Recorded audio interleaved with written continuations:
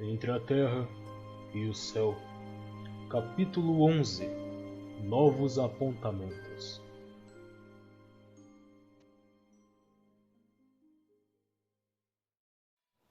Hilário, aderindo à renovação da palestra, indagou a irmã Blandina se ela era dirigente do parque em que nos achávamos, ao que ela informou com humildade. Não me atribua tanto crédito. Tenho tarefas variadas aqui e alhures, entretanto, sou mera servidora.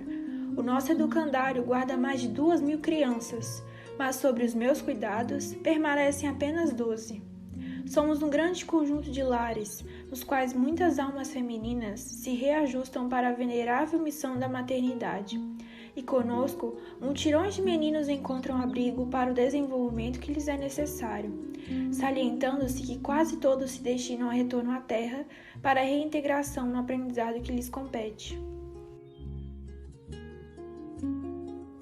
E a direção central? Não reside aqui. O parque é uma das várias dependências de vasto estabelecimento de assistência e educação, do qual somos hoje tutelados. No fundo, nossa casa é uma larga escola, dotada com todos os recursos indispensáveis ao nosso aproveitamento. Os melhores processos de habilitação espiritual funcionam conosco, em benefício dos que vão renascer na carne e dos que se dirigirão mais tarde às esferas superiores. Mas possuem aqui até mesmo os cursos primários de alfabetização? Não estranhem, partilho com Blandina o estudo das leis divinas para renovar-me em espírito, com vistas ao grande futuro. Mas o amor que ainda trago por velhos companheiros de luta humana constrange-me a larga demora em serviço de cooperação na antiga casa de fé religiosa a que me afeiçoei. Aliás, o auxílio divino é como o sol, irradiando-se para todos.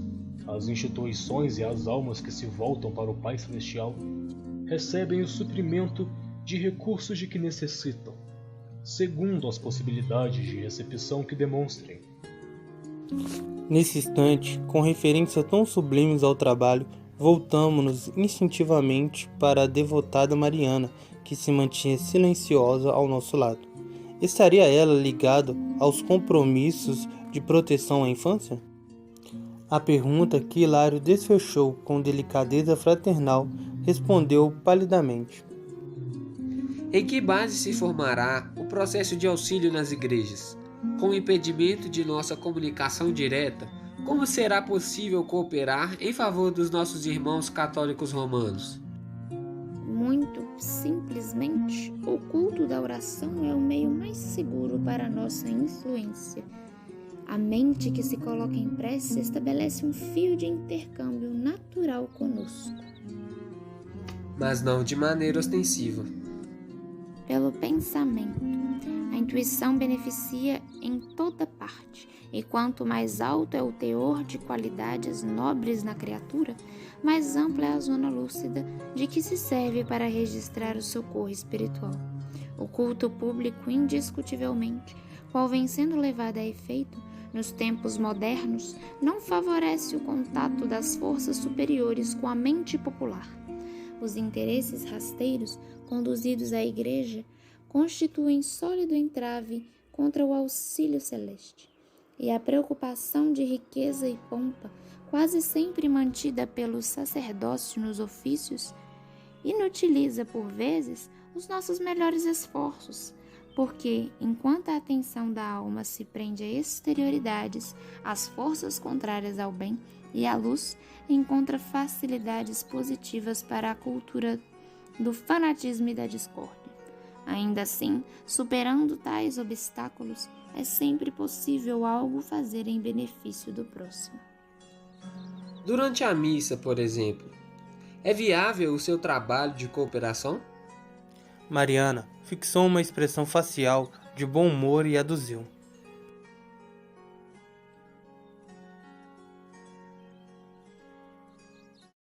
Somos grandes falanges de aprendizes da fraternidade em ação.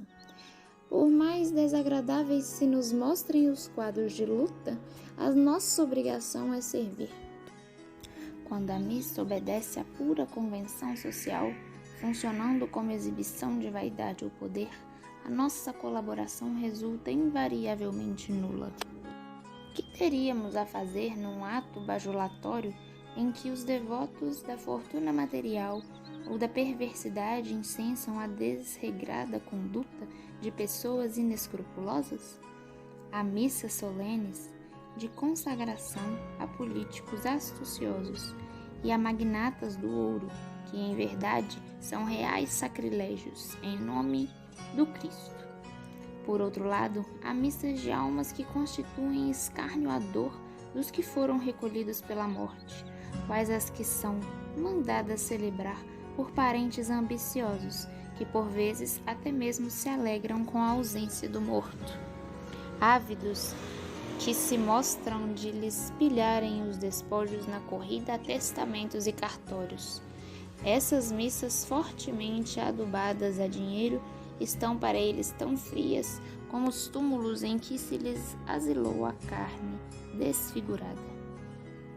Mas, se o ato religioso é simples, partilhado por mentes e corações sinceros, inclinados à caridade evangélica e centralizados na luz da oração, com os melhores sentimentos que possuem, o culto se reveste de grande valor, pelas vibrações de paz e carinho que arremessa na direção daquele a quem é endereçado. Frequentemente, as missas humildes realizadas aos primeiros cânticos da manhã são as mais favoráveis ao nosso concurso. Podemos com mais segurança articular as possibilidades ao nosso alcance e ambientá-las a benefício daqueles que esperam de nós o amparo necessário. Possuímos nas igrejas a questão do patrocínio. Imaginemos que determinado templo foi erguido à memória de Gerardo Magela. Isso expressa uma obrigação para o grande místico europeu? Certamente não se trata de uma obrigação escravizante, mas de um serviço que lhe honra o nome e que merecerá dele certo reconhecimento mesclado de responsabilidade. Devemos reconhecer, contudo, que o trabalho do bem, qualquer que ele seja, permanece ligado a Jesus. No entanto, se algum servo do Senhor está ligado à obra por fazer, tanto quanto lhe seja possível, desdobrar-se-á para enriquecê-la de bênçãos. Mas, e na hipótese de algum santuário surgir dedicado a suposto herói da virtude? Figuremos alguém da terra sendo conduzido ao altar por imposição da autoridade humana, sem mérito bastante à frente do Senhor. Os crentes encarnados atribuir-lhe-iam poder de que não conseguiria dispor. Em que situação estaria o templo que lhe fosse consagrado? Mariana registrou a pergunta e explicou. Numa contingência dessas, mensageiros de Jesus responsabilizar-se-iam pela instituição, distribuindo aí os benefícios adequados aos merecimentos e necessidades de cada um. E o tipo de assistência? É de renovação espiritual ou é de mero socorro aos crentes encarnados? O trabalho é complexo e divide-se em múltiplos setores. Não está limitado à esfera da experiência física. Inumeráveis são as almas que, desligadas do corpo, recorrem aos altares, implorando esclarecimento. Outras, depois da morte, confiam-se a desequilibradas emoções, invocando a proteção dos espíritos santificados. É preciso corrigir aqui e ajudar além. Agora devemos injetar um pensamento reconstrutivo nessa ou naquela mente extraviada. Depois, é imprescindível harmonizar circunstâncias em favor desse ou daquele necessitado. A maioria das pessoas aceita a religião, mas não se preocupa em praticá-la. Daí nasce o terrível aumento das aflições e dos enigmas. A lógica de Mariana encantava-nos. Hilário, porém, prosseguiu indagando. Mas, apesar de consciente da verdade que a separação do veículo físico nos impõe, acredita a irmã que a organização católica é suficiente para conduzir o mundo moderno? Meu amigo, entre cooperar e aprovar, há sensível diferença.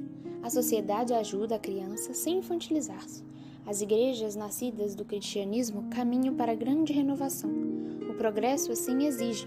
As ideias de céu e inferno e os excessos de natureza política na hierarquia eclesiástica estabeleceram grandes perturbações para a alma popular. Entretanto, cabe-nos considerar as religiões que envelhecem como frutos fortemente amadurecidos. A polpa alterada pelo tempo deve ser colocada à margem. Contudo, as sementes são indispensáveis para a produção do futuro. Auxiliemos as igrejas antigas, em vez de acusá-las. Todos somos filhos do Pai Celestial, e onde houver o mínimo germe do cristianismo, aí surgirão recursos de recuperação do homem e da coletividade para o Cristo, nosso Senhor. A conversação era fascinante, e as perguntas pareciam brilhar ainda nos olhos de Hilário, maravilhado tanto quanto nós, antes das elucidações que recebiam, mas agora esgotaram-se. Um sinal de Clarence fez-nos sentir que havíamos alcançado o momento de voltar.